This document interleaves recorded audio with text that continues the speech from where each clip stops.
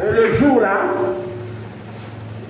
quand le Seigneur est descendu dans le séjour des morts, parce qu'il fallait aller terminer le combat là-bas, Satan était en train de crier victoire, ce que le prophète illustre, que Satan criait, il dit voilà, j'ai tué Jean-Baptiste, j'ai tué Abraham, j'ai tué Moïse, même Esaïe, je l'avais scié.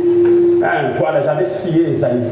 Mais Amos, lui là, on l'avait brûlé, on l'avait tué. Et qui encore? Qui? Si je vois encore quelqu'un qui vient parler de Dieu là, on le tue. Même leur soi-disant Messie là. Parce que moi j'ai vu, beaucoup de gens ont dit que c'est lui le Messie. Tu sais, j'ai commencé à patrouiller cet homme depuis quand? Depuis que j'avais tué Adam, parce que moi je me suis dit que c'était lui. Mais ce n'était pas lui. Et maintenant j'ai vu Abel venir un peu sous la révélation, je l'ai tué. J'ai dit bon là j'ai eu le fils de Dieu. Oh c'était même pas lui quoi. C'était Abel, j'ai raté, j'ai dit mais quand j'ai vu Samson déchirer le lion, quand j'ai vu Samson tuer le Philistin, j'ai dit on dirait c'est lui le Messie. Laisse-moi rattraper ce jeune là. J'ai envoyé Delilah. Delilah l'a séduit. On l'a cloué les oreilles. On l'a cloué les yeux. On l'a tué. Moi, je me suis dit que j'avais eu le fils de Dieu. Oh, rien. Je vois encore Daniel. Mais finalement, je suis en train de tuer et tuer. Mais je me suis dit que je vais atteindre le fils de Dieu. Donne-moi un amen. Parce que Satan, son combat, il cherchait la postérité de la femme. Ah, je vais te parler, frère. C'est-à-dire, quand Dieu avait dit dans le jardin d'Éden, serpent, je te maudis, je brise tes membres, tu vas rompre à cause de toi. C'est toi qui as fait tomber Ève. Je te maudis. C'est un peu maudit. Maintenant, Dieu a regardé Adam. Il dit, je maudis Adam. Non. Ça, c'est un autre moi-même. Parce que je le fais à mon image et à ma ressemblance. Amen. Il dit, bon, Adam, à cause de toi, la malédiction, là, je frappe ça sur la terre. Je maudis la terre à cause d'Adam. La terre est maudite. Et il y a un amen là-bas. Ça, c'est le mystère du complot. Même une femme qui ça va fuir. Alléluia. Et Dieu bénit ton cœur. Tu vas dire, maintenant, je suis parce même il est professeur. Et qui baba na sala bac. Ngeke na babi ngeke pe mo nenge. Même il est ngeke chef à la police. Ba me ko tu mo nenge na prison. Ngeke ba se faire. Alléluia. Même ngeke mo. Vraiment. Mais c'est un autre toi-même. Moi na mo konta kota ka polo côté. Ce qui a été, Dieu a dit à cause d'Adam, la malédiction, je maudis la terre. Je dis bon, la malédiction là qui est tombée sur toi, elle est tombée sur la terre. Bon, maintenant la femme. Bon, toi, je vais seulement te dire une petite chose. Tu mettras au monde avec douleur, ok? Mais il regarde. Femme, je mettrai une inimitié entre ta postérité et la postérité du cerveau. Vous comprenez? Alors, la postérité de la femme écrasera la tête du cerveau. Posez-vous la question. Est-ce que la femme a une postérité? Non. C'est fort. Voilà. La femme n'a pas de postérité. C'est l'homme qui a la postérité. Parce que la vie quitte chez l'homme. Mais Dieu n'a pas dit l'homme, il a dit là. Alors il fallait voyager dans la révélation pour saisir la chose. Il y a un alléluia. Les révélations restent révélations. Dans le Nouveau Testament, il fallait qu'une vierge puisse recevoir.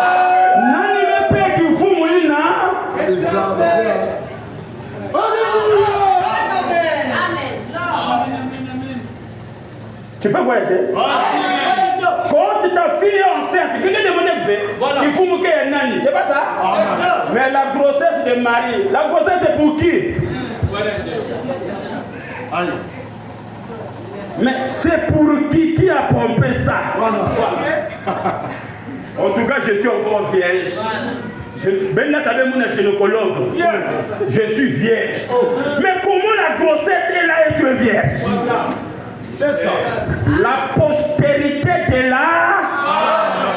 la postérité de donc la femme aura une postérité. Et pour la première fois que la femme a eu la postérité, c'est par le mari.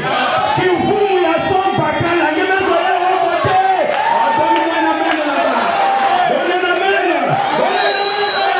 Et voilà la femme avec sa postérité. Et la Bible dit quoi? Mais cette postérité qui naîtra de la femme fera quoi?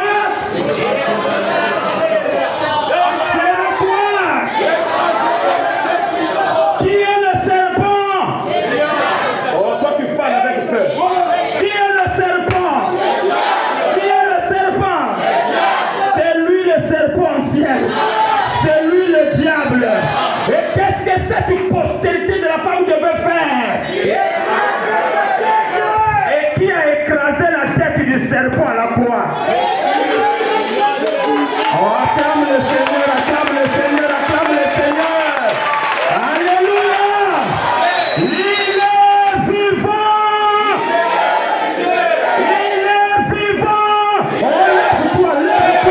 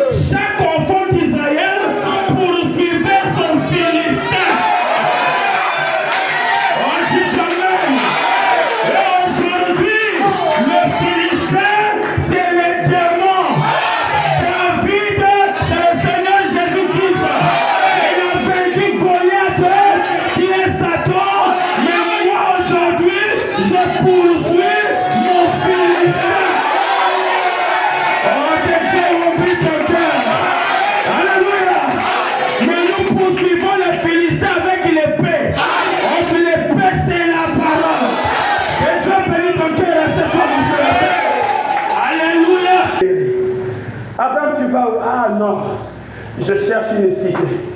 Là où l'architecte et le constructeur, c'est Dieu. Ah, Jacob, pourquoi tu n'as pas construit la maison? Je suis errant. Je vis dans les tentes. Je vis dans les tentes. Nous cherchons une cité. Comme mon père, Isaac a cherché une cité. Mon grand-père Abraham a cherché une cité.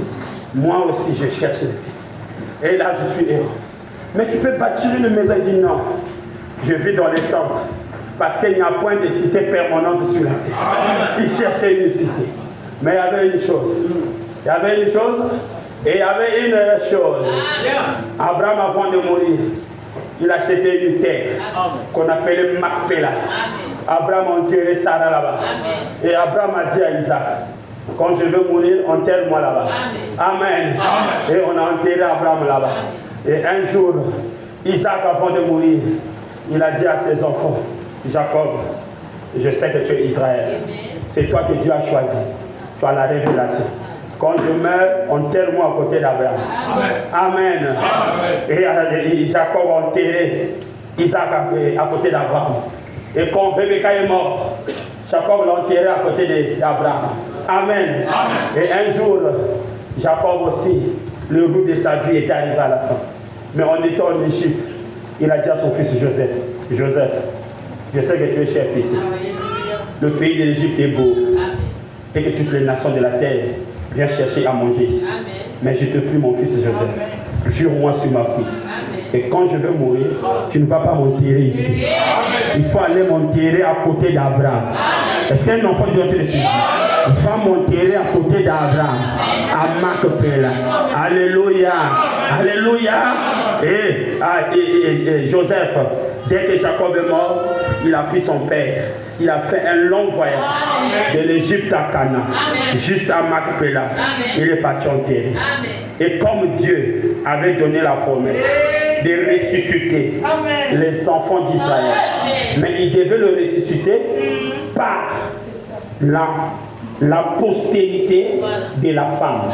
C'est cette postérité qui devait venir écraser la tête du serpent et après ressusciter tous ceux-là qui étaient morts en Christ. Abraham étant le père de la foi, il avait compris que la résurrection ne se produira pas en Égypte. La résurrection ne se produira pas à Jéricho. Mais la résurrection se produira à Canaan, à Macpéla. Abraham a dit, je dois acheter une terre avec mon propre argent. Et à la terre là où j'ai acheté, on m'enterrera là. Et toutes les descendances d'Abraham ont saisi. On dit, peu importe où je vais me trouver, si je meurs, allez m'enterrer à côté d'Abraham. Parce que c'est le père de la foi. C'est par lui que la promesse a été donnée. Si je suis enterré à sa côté, quand lui va ressusciter, moi aussi.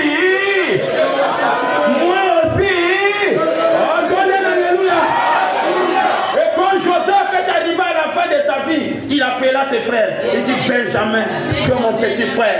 Nous sommes nés de même mère et même père.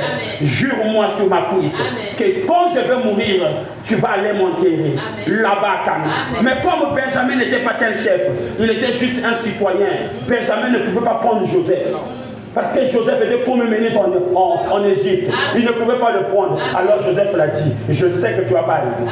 De décider de prendre mon corps, d'aller l'enterrer là-bas. Mais qu'est-ce que tu vas faire? Enterrez-moi ici. Mais le jour que vous allez quitter l'Égypte, quand l'Éternel vous délivrera, le jour-là, déterrez mes os.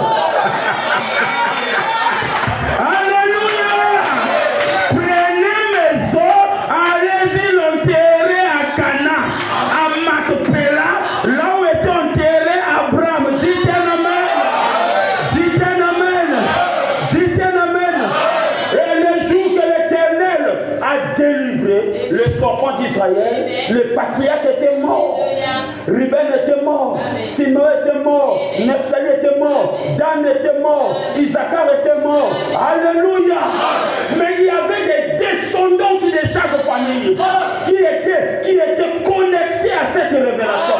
Lorsque Moïse a ordonné la sortie des enfants d'Israël, les patriarches sont partis déterrer les os de Joseph. Ils ont dit non, on ne doit pas les laisser ici. Il a déterré les os. Non, les os d'un enfant de Dieu est sacré. Plus sacré que les os de Débraza.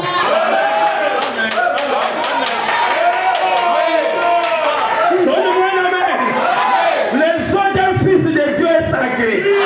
Même s'il n'y a plus de chair, la Bible dit, souviens-toi de ces ossements qui n'avaient plus de vie. Mais lorsqu'on a jeté un enfant mort sous les os d'un prophète, l'enfant là a repris la vie. Le prophète Élisée était mort. Il y a longtemps, les os étaient restés. Mais une personne morte qu'on a jeté sous les os d'un prophète, mi croyait pas, mi croyait na onction. Donne-moi la main là. Donnez la main. Les os qui étaient déjà desséchés a donné la vie. La personne qu'on a jetée dessus était ressuscitée. Et quand ils ont ramassé les os de Joseph, ils ont amené ça où? À Canaan. Ils sont partis enterrer où? À côté d'Abraham. Alors revenons dans le Nouveau Testament. Lorsqu'il y a eu un homme qui est mort au nom de Lazare, et un autre homme mort, jeune homme riche, les deux sont arrivés dans les régions inférieures pour attendre le Seigneur. Parce que lui, il était la postérité de la femme. On devait l'attendre pour qu'il vienne écraser la tête du serpent. Et lorsque ces deux hommes sont morts, il y a eu la conversation. Parce qu'ils se connaissaient. Le jeune homme riche a regardé Lazare. Mais il n'a pas dit Lazare. Il savait qu'il y a l'ordre Il a dit Père Abraham. Parce qu'il connaissait que c'est Abraham qui fut le père de la promesse. Et c'est Abraham qui acheta le lieu de l'enterrement de tous les patriarches. Et on a enterré Abraham à Macpéla. Donc tout ce qui était enterré à côté d'Abraham était dans le sein d'Abraham. Et attendait la résurrection parce qu'il fut enterré par révélation. Ils ne sont pas morts comme ça, ils sont morts avec la foi de la résurrection. Mais ils attendaient cet homme. Voilà pourquoi, frère, madame, si vous lisez la Bible et que vous ne voyez pas Jésus-Christ, vous avez mal au bout. Est-ce que vous comprenez? Il est toujours là depuis l'Ancien Testament. Dis Amen. Il est toujours là. Alléluia. Et ce jour-là, il a dit, Père Abraham, s'il vous plaît, est-il possible de dire à Lazare de prendre un peu d'eau, de me jeter ici, parce que là où je me tiens, ça chauffe, il y a la chaleur, je n'arrive pas. Vraiment, prenez un peu d'eau et jetez ici. Oh, Abraham a dit, mon fils, tu as eu ta part. Quand toi tu étais sur la terre, tu as eu ta part. Et Lazare avait des mots, mais toi tu en avais. Tu ne pouvais pas te prendre soin de Lazare. Tu ne sais pas que la Bible dit, c'est lui qui prend soin de l'un de mes plus petits, c'est moi qui a fait cela. C'est à moi qu'il a fait. Mais toi tu en avais beaucoup, tu ne prenais pas soin de Lazare. Lazare a eu des mots, toi tu as eu tout. Mais maintenant, tu as l'endroit où tu mérites. Oh mes pères, Lazare, prends un peu d'eau et tu jettes ici. Or, moi, si je peux convertir l'eau typifie la parole. Il voulait dire que prêchez-moi la parole. Ce que vous êtes en train de prêcher, afin que ça rafraîchisse mon cœur. Est-ce que vous comprenez? Pour que quand la parole va être prêchée, je vais dire Amen, afin que la condamnation me quitte. Abraham m'a dit non, c'est impossible. La parole qui est ici, on ne peut plus la prêcher là où tu es là. Parce qu'il y a une grande abîme qui sépare. Oh. Mais pourtant il causait, mais les choses ne pouvaient pas aller. Pourtant il parlait. Il dit non, on ne peut pas prendre de l'eau qui est ici et l'envoyer là-bas. C'est séparé. Il n'y a pas moyen. Alors ce jeune homme devient un frère sérieux. Père Abraham, il n'est pas possible que vous puissiez envoyer Lazare. Là-bas qu'ils peuvent parler à mes frères. Parce qu'eux aussi, ils sont de la même vie que moi. Si au moins ils peuvent écouter la parole, ils vont changer. Ils vont venir là où vous êtes, au lieu de venir là où je suis. Quand il est déjà dans le tourment, il commençait à se rendre compte que le choix qu'il avait fait était mal. Amen. Mais le père Abraham a dit quoi? Non. Ils ont déjà Moïse, donc signifie la loi. Ils ont aussi les prophètes, signifie les prédicateurs. Amen. Et s'ils ne les écoutent pas, ils viennent là où tu es. Oh, Père Abraham, si mes frères voient un homme qui quitte la mort là, et ressuscite, et il prêche, pas de quoi. Parce que nous, on est beaucoup dans ma foi. Non, pas de quoi. Parce que c'est différent, on a une parole à chaud. Père Abraham m'a dit là, s'il ne se laisse pas persuader par une personne qui est vivante là, il ne se laissera non plus être persuadé par une personne qui est morte et ressuscitée. Dites Amen. Mais cette écriture s'est accomplie dans notre temps. Frère Branham était mort, il est ressuscité. Il a dit, j'ai visité cet endroit-là. Il dit, ne pensez même pas d'aller là. Il dit ça dans les hommes qui sont maintenant en prison. Il dit, on avait tiré, un fusil était éclaté sur moi et les obus m'ont traversé, les éclats m'ont traversé. J'ai perdu beaucoup de sang. En ce temps-là, il n'y avait pas la transfusion sanguine. Donc le sang partait, après je suis mort. Et là, il est descendu dans les régions inférieures. Amen. Amen. Et quand il est revenu, il prêche des âmes qui sont maintenant en vie. Il dit, en tout cas, n'essayez même pas d'aller là-bas. Amen, amen, amen. Vous comprenez? Alors, ce jour-là, il y a eu la conversation. Mais Abraham attendait, les saints aussi attendaient. Et le prophète dit que lorsque le Seigneur Jésus est monté à la croix, il a vaincu le diable. Alors il était question qu'il descende dans les régions inférieures de la terre. Quand il est descendu, Satan était en réunion. Vous connaissez toujours lui, c'est un bandit. Voilà. Quand maintenant ils étaient en train peut-être de fêter leur victoire, puisque l'homme en question était encore à la croix. Ils ont mais il est là-bas, non? Et il y avait même un voleur qui s'est moqué de lui là, mais toi tu as sauvé les autres, sauve-toi toi-même. Et vous voyez, mais si se sauve lui, mais il ne va pas nous sauver. Donc il était obligé de se laisser pour qu'il nous sauve. Amen. Et il était là, Satan. Dis-moi un peu, comment toi tu as. Oh non, moi j'ai bien travaillé, demande de prostitution. Oh oui, j'ai bien travaillé. Mais demande de la boisson. Non, mais n'a pas beaucoup, j'ai ajouté 2 Alléluia. Oh, tu as inspiré le directeur. Oh oui. Même il y a même de marketing. 3 bouteilles à Primus n'a 1000 francs. C'est vrai. Au lieu de 1500, réduit en haut. Voilà. Oh non, tu demande de la boisson. Tu es fort, hein? Voilà. Donc maintenant l'os. Nous même penser commerce. Voilà. Ça que l'os même monter. Donc on vous dit même rica ça. Ma famille n'a pas. Ah, c'est bon, toi là, c'est un bon démon. Maintenant dis-moi un peu.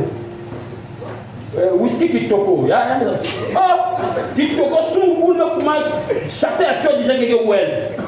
Même me compléter pas même à tramadol donc jeune ba mesure comment dire l'imbiol. Et mais ça connaît ça la réunion. Alléluia. Le diable dans ses réunions. C'est pas ça. Dans une conférence tu vas vérifier quel démon qui travaille et quel démon qui ne travaille pas. Maintenant les démons qui fait signer les gens à la forme. Oh non, c'est de l'oubli. Il y a des beaux pays même jeunes, hein. C'est tous des jeunes qui sont en train de rentrer. J'ai même pu convaincre une partie des pasteurs. Passer au luxe, mais quand tu se barres dans la franc-maçonnerie, toi, en tout cas, toi, tu travailles bien. Et même les serviteurs de Dieu, oh oui. Les serviteurs de Dieu, je les ai fait rentrer. Donc, comment va c'est luxe. Ils prêchent en luxe. Tu comprends? Donc, même la prédication, que Dieu a fait le Seigneur Jésus-Christ, non, Zézi. Oh, mais ça nous fait rien. Lorsqu'ils disent Zézi, déjà, il y a des Zézi de nuances. Avant Jésus, il y avait déjà des Jésus. Et la Bible dit qu'il y avait des Jésus avant Jésus. Donc ça ne fait rien. Et mais à toute fois il dit Dieu, ça c'est rien. Parce que Dieu là, il y a beaucoup de dieux, hein? Beaucoup de seigneurs, des anneaux, Dieu, ok. Donc du coup moi je les ai donné même le rythme à suivre. Il y a beaucoup de pasteurs qui sont dedans. Hein? Ça te dit non, tu vas bien travailler. Vous devez doubler la tâche. Vous devez continuer à vous bosser dur. Pendant qu'il faisait son plan, il y avait un vainqueur. Il avait vaincu la croix déjà.